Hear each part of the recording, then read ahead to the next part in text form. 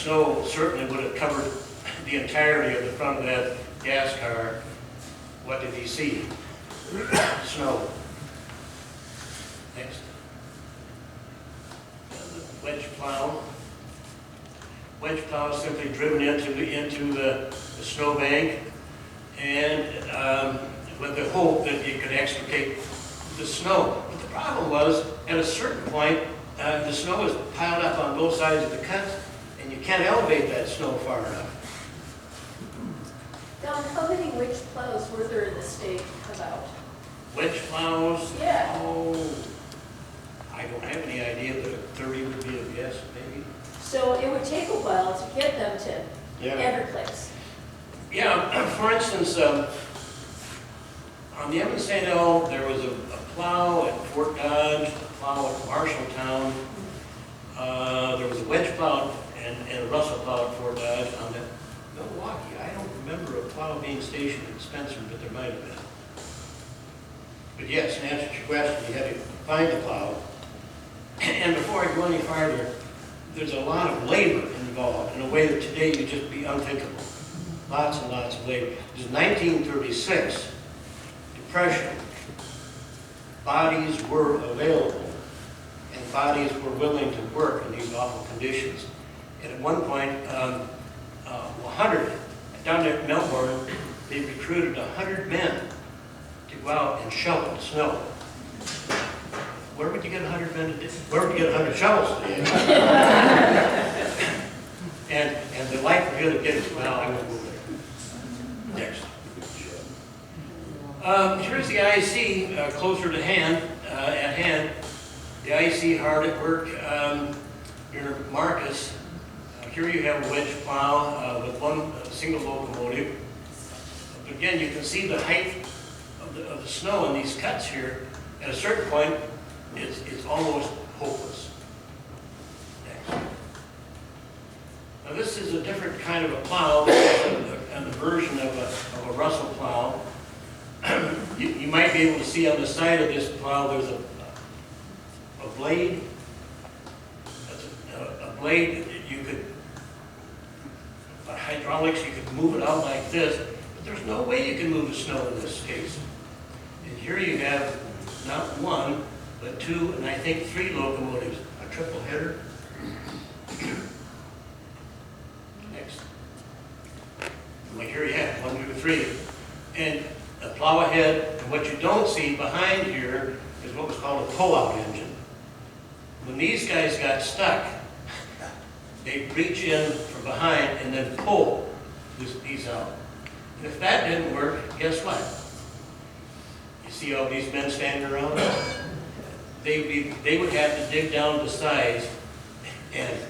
But again, if they dig down on the sides, now what do? What do they do with the snow? They do staircases. Can you think of the labor in that? Next. Hit her again. Rockville City area. Next. There you get a really good view of how it looked after the wedge plow got through. But that snow, if at all possible, needs to be pushed out to the side. Next. Let's see how many locomotives we have here. 1, 2, 3, 4, 5, at least 5. Success. This is IC's operation from Fort Dodge and Terra down to Council Bluffs. Next. Now this is a closer at hand. This is over at Worthington on the Omaha. Wedge plow ready to head south. Next. Now, look over here on this side, the left side of your screen here. See those guys running? They needed to run. They needed to run. Here's Sibley. Next. Where's the locomotive? There's Sibley.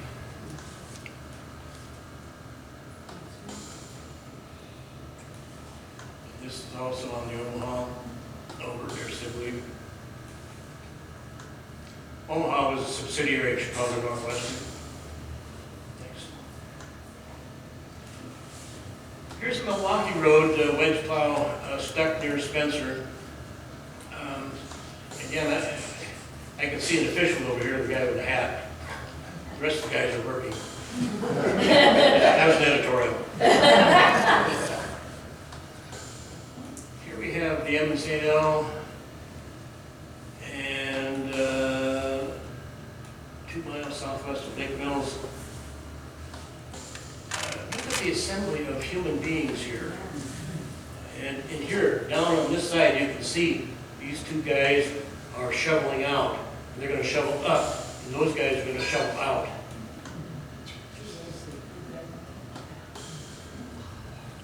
Edmond St. L at this time was still in receivership. Winter of 1936 didn't add to its revenue base. Next. Well, here again, you get an idea of the human labor involved at a certain point in clearing out these snow-filled cuts. And it's cold. Where's the cocoa? Next. Oh, another easy example. Look at the height of snow here in this cut. Near Britt. And it wasn't just the height, it depended on the length of the cut. And also, you see in this instance, the snow has filled in one side of the cut. You say, well, that might be easier for the plow. No, it wasn't. It was unequal. Near the burn. Next.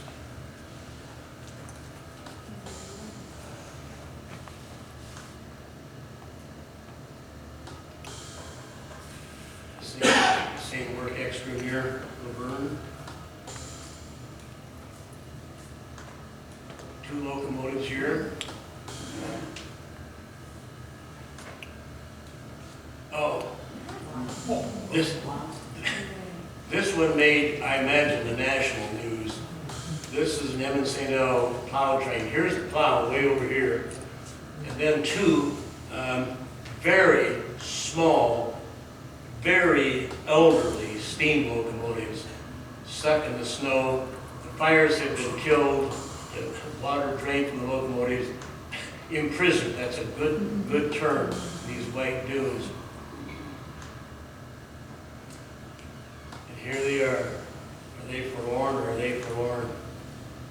And abandoned.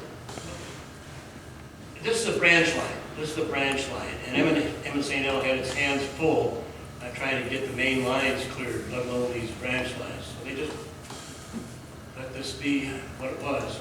Next. This is an American Standard locomotive. This is the 440, an ancient example of steam locomotives, if ever there was one, in 1936. It was scrapped just a few months after being extricated. This is the Milwaukee's line from Des Moines to Spencer to Spirit Lake was a line that really suffered during the winter of 1936. It was open, it was closed, it was open, it was closed, it was open, it was closed routinely. And as a consequence, Milwaukee was forced eventually to bring up from Perry this rotary plow. I don't know where the space from. Here it is entering Webb. It's a steam-powered rotary plow with a pusher engine behind, locomotive behind. Next. And look at the kids and others who are attracted by the plow. There's the depot at Webb off to the right side here. Don't get near that fan. Here you have a rather more traditional operation. This would have been very typical of snow operations in the time that we lived at Spencer. If you're plowing out the line from Perry to Spencer to Spirit Lake, this is the kind of operation you would have seen: a wedge plow, a steam locomotive, and a caboose trailing. This would have been a work extra. Anyway, this is section men scooping off the snow on this wedge plow. This is a 460, which was probably unlikely in the time that we lived in Spencer. It would have been more likely a C5, which is a 280 consolidation type. But the snow would have been the same. Next. How about this? Shovelers. Did they get paid? Oh, yeah. Oh, yeah. I hope you're not going to ask me how much, because I don't know. Oh, The company did tally its expenses after the fact, and these are 1936 numbers, but it was about 250,000. You have to think 1936 numbers. And also in 1936, when there were men available, they needed this kind of work, any kind of work, and were available even in smaller communities. But talk about manual labor. Next. Things look good here finally on this branch of the laurel. Next.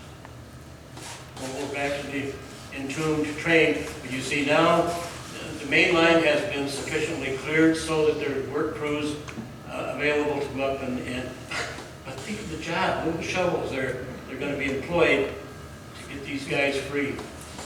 Next. There they are. And here's an example of that tearing. These guys down at track level, they're scooping it up to the next level. They're scooping it out. Are you sweating? I bet they were. Next.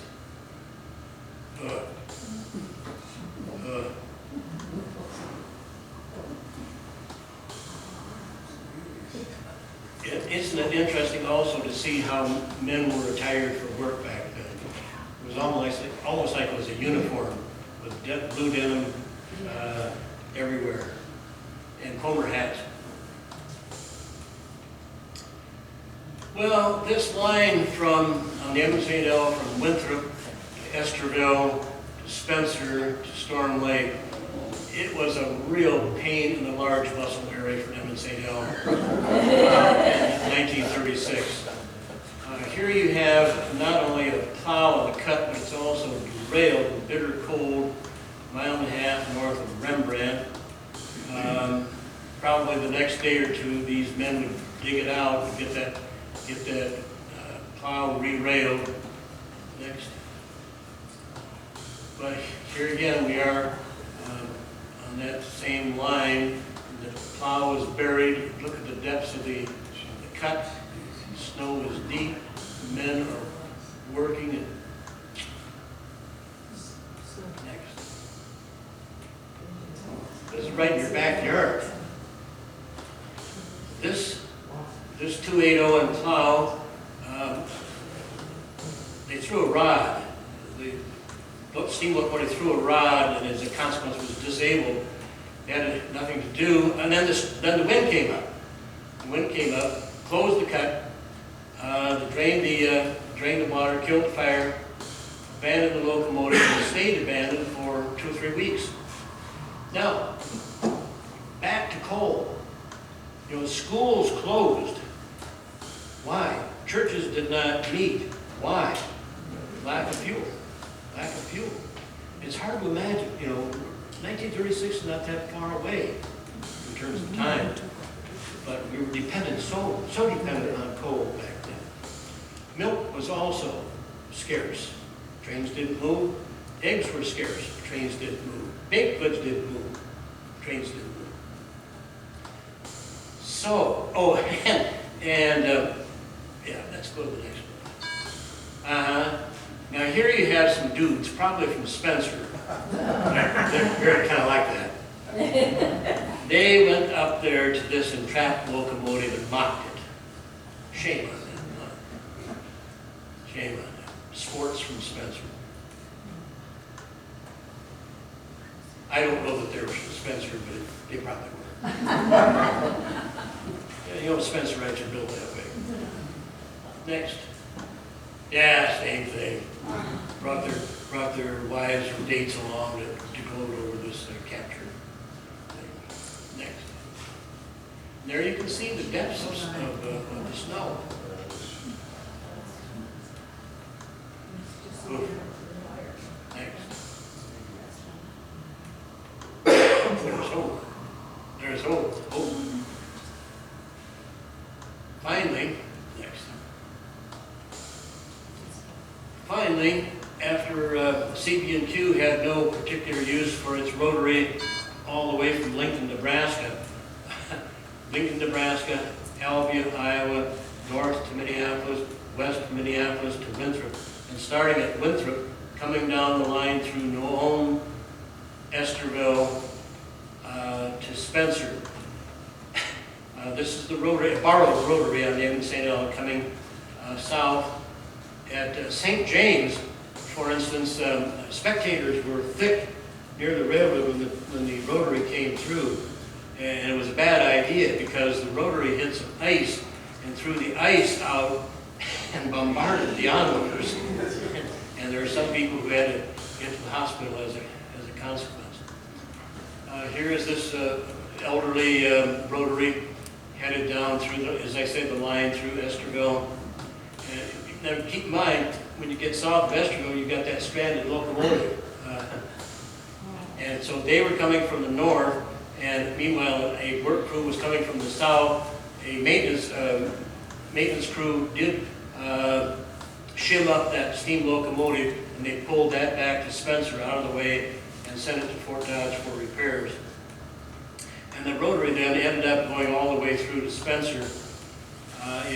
To my knowledge, I haven't been able to figure out if what happened there. My guess is it was rerouted over the Milwaukee Road back to Lincoln, probably over to Sheldon and then down to Omaha, Lincoln. Next. Well, hooray! Here we are, north of Spencer. This cut's been opened. You say, wonderful, that's the end of the story.